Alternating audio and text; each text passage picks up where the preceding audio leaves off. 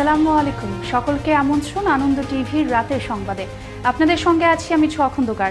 শুক্রবার সকালে গাজীপুরের কাশিমপুর কেন্দ্রীয় কারাগারে যুদ্ধাপরাধের দায়ে বন্দী থাকা অবস্থায় মৃত্যু হল মৃত্যুদণ্ডপ্রাপ্ত আসামি মাহবুবুর রহমানের। নিহত মাহবুবুর রহমান টাঙ্গাইলের মির্জাপুর উপজেলার রাইনহাটি এলাকার মৃত আব্দুল ওয়াদুদের সন্তান। কারাগারের senior jail super Shafiqul Islam Khan জানান, যুদ্ধাপরাধের মামলায় মৃত্যুদণ্ডপ্রাপ্ত আসামি মাহবুবুর রহমান আগে থেকেই ছিলেন অসুস্থ। বর্তমান ও ভবিষ্যৎ গ্রাহকদের বদলে যাওয়া চিন্তাধারার সাথে তাল মিলিয়ে চলতে বদলে যাচ্ছে দেশের অন্যতম জনপ্রিয় skin care brand fair and Lovely. এখন থেকে ফেয়ার অ্যান্ড লাভলির নতুন নাম গ্লো অ্যান্ড লাভলি। 2019 সাল থেকে ব্র্যান্ডটি উজ্জ্বলতার পাশাপাশি সামগ্রিক গ্লো নিয়ে কথা বলা শুরু করে ফেয়ার অ্যান্ড লাভলি। নতুন নামের সাথে এই অনুপ্রেরণাকে আরও বৃহৎ পরিসরে এগিয়ে নিয়ে যাচ্ছে Glow and Lovely. Fair and লাভলির নতুন নাম এখন Glow and Lovely. Fair and Lovely এখন গ্লো অ্যান্ড লাভলি কেন? কারণ এখন শুধু উজ্জ্বলতাই নয়, পাওয়া যাবে এইচডি গ্লো। এলো গ্লো অ্যান্ড লাভলি। এর মাল্টিভিটামিন ত্বকের গভীরে প্রবেশ করে ডার্ক স্পটস কমায় আর দেয় দারুণ গ্লো। নতুন পরিচয়ের গ্লো, গ্লো অ্যান্ড লাভলি। চলনবিলের ভাঙ্গুড়া উপজেলার সুফল ভোগীদের একটি পুকুর নিয়ে সৃষ্ট সংঘর্ষে নিহত হয় একই পরিবারের দুজন।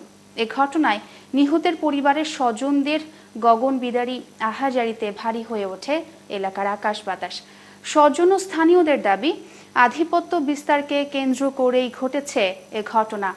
আর পেছন থেকে মদত দেওয়ার অভিযোগ ওঠে স্থানীয় ইউনিয়ন পরিষদ চেয়ারম্যান আসাদুর রহমানের বিরুদ্ধে। চলনবিল প্রতিনিধি সোহেল রানা সোহাগের প্রতিবেদন, জানাচ্ছেন মোস্তফা কামাল তোহা। চলনবিলের ভাঙ্গুড়া উপজেলার দাসবিলাই গ্রামের একটি সুফল ভোগীদের খাস পুকুরকে কেন্দ্র করে আধিপত্য বিস্তার নিয়ে বেলাল গ্রুপ ও গফুর গ্রুপের বিরোধ চলে আসছিল বহুদিন ধরে। ঘটনার দিন বুধবার ফজর নামাজের পর বেলাল গ্রুপের অতর্কিত হামলায় নারীসহ 13 জন গুরুতর আহত হন। আহতদের মধ্যে 2 জনের অবস্থা আশঙ্কাজনক হওয়ায় তাদেরকে রাজশাহী জেনারেল হাসপাতালে ভর্তি করা হয়। আর সেখানেই মারা যান বাবা তোরাব আলী, আর পরের দিন মারা যান ছেলে ফজলুর রহমান। নিহতের স্বজনদের কান্না আর আহাজারিতে শোকের ছায়া বিরাজ করছে এলাকায়। নিহতের স্বজনরা ও স্থানীয় লোকজন বলছেন, খানমরিচ ইউনিয়ন পরিষদ চেয়ারম্যান আসাদুর রহমান নিজের আধিপত্য বিস্তারের জন্য তার লোকজনকে হামলা করার নির্দেশ দিয়েছেন।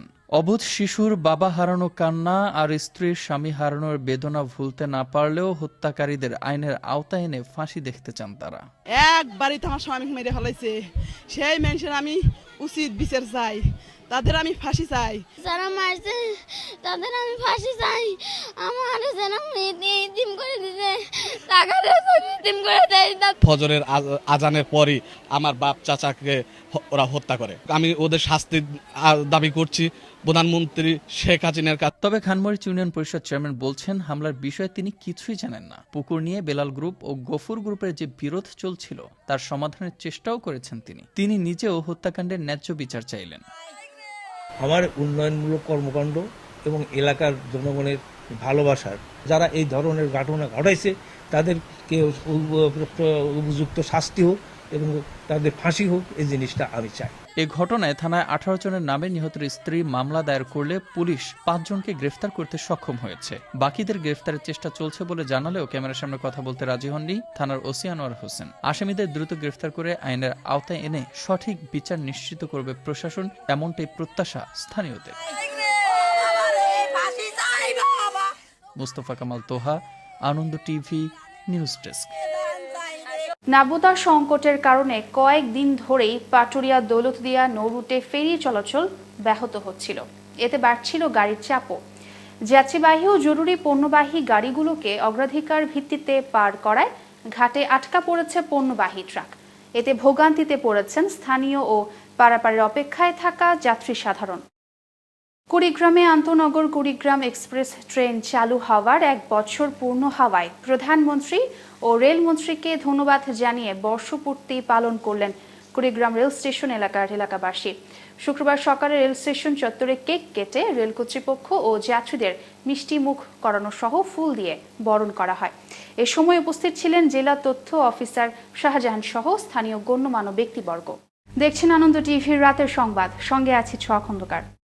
ঢাকার কেরানীগঞ্জ উপজেলার রোহিতপুর ইউনিয়নের নতুন সোনাকান্দা ভাসানচর গ্রামে রাস্তার পাশ থেকে এক অটো রিকশা চালকের লাশ উদ্ধার করল কেরানীগঞ্জ মডেল থানা পুলিশ। ফাঁড়ির ইনচার্জ এসআই মাহমুদ আলম বলেন, শুক্রবার ভোরে একটি পরিত্যক্ত ক্ষেত থেকে হাত পা বাঁধা অবস্থায় লাশটি উদ্ধার করা হয়। ময়না তদন্তের জন্য মর্গে পাঠানো হয় লাশ। কর্তৃপক্ষের অবহেলায় রক্ষণাবেক্ষণের অভাবে ভেঙে অকেজো প্রায় পাবনার ঈশ্বরদীর মুজিব বাঁধে অবস্থিত চরকুরিলিয়া স্লুইস গেট দীর্ঘদিন সংস্কার না করায় গেট দিয়ে পানি প্রবেশ করে কয়েকটি এলাকায় সৃষ্টি হচ্ছে জলাবদ্ধতা।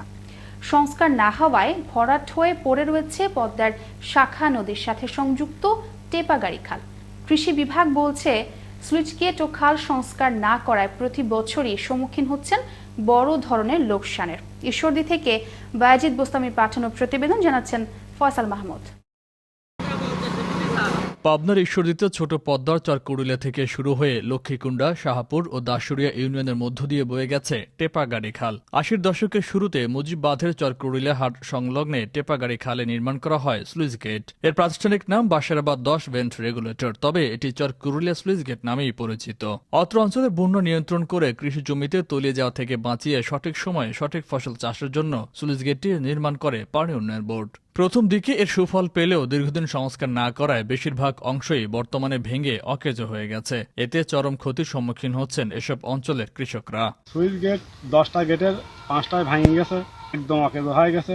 এই ভাঙার কারণে সবজির থেকে আরম্ভ করি অন্যান্য আরো ফসল সবই নষ্ট হয়ে গেছে। এদিকে খালটি দীর্ঘদিন খনন না করায় ছোট পদ্মার প্রবেশ মুখ ও খালের কিছু অংশে পলি জমে হয়ে গেছে ভরাট। আর তাই পানি বৃদ্ধি পেলে ভেতরে প্রবেশ করতে পারে, কিন্তু পানি যখন কমতে শুরু করে তখন আর নদীতে যেতে পারে না। দ্রুত খালটি খননের দাবি তুলেছেন এলাকাবাসী। এই যে ক্যানেলটা 1954 সালে হয়েছে, আমাদের নদীটাকেও খনন করা দরকার। নদীটাকে খনন করলে, কোলটাকে খনন করলে আমাদের কৃষকের উপকার হবে। নদীটা মনে করেন যা এই জায়গাটা আস্তে আস্তে এই পানি ভরাট বালি উঠে ভরাট হয়। এই জায়গাটা আপনার বের করে দিতে পারে, ওইদিককার পানি যা জলবদ্ধতা আছে বের হয়ে আসবে। স্লুইস গেট নষ্ট থাকায় কৃষক সঠিক সময়ে ফসল চাষাবাদ করতে পারছে না। প্রতি বছর নষ্ট হচ্ছে সবজি সহ অন্যান্য ফসল, এমনটি জানালেন এই কৃষি কর্মকর্তা। এই জলবদ্ধতার কারণে কৃষকরা সঠিক সময় তাদের ফসলগুলো চাষাবাদ করতে পারে। যদি এটা সংস্কার করা যায়, আমার 400 থেকে 500 হেক্টর জমি আমার ফসল সঠিক সময় কৃষকরা ঘরে উঠাতে পারবে এবং প্রতি বছর যে ক্ষতি হয় এই ক্ষতির হাত থেকে রক্ষা পাবে।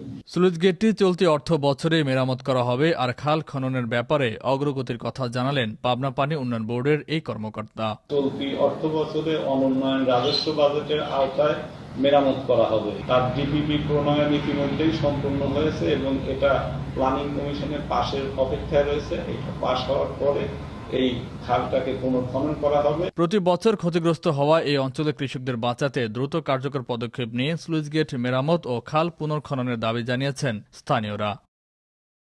ফয়সাল মাহমুদ, আনন্দ টিভি, ন্যাশনাল ডেস্ক। মুন্সিগঞ্জের লৌহজং উপজেলার পদ্মা নদীতে অভিযান পরিচালনা করে 20 জন জেলেকে আটক করা হয়। এ সময় জব্দ করা হয় 1,05,000 মিটার কারেন্ট জাল, 5টি ট্রলার এবং 5 কেজি মা ইলিশ।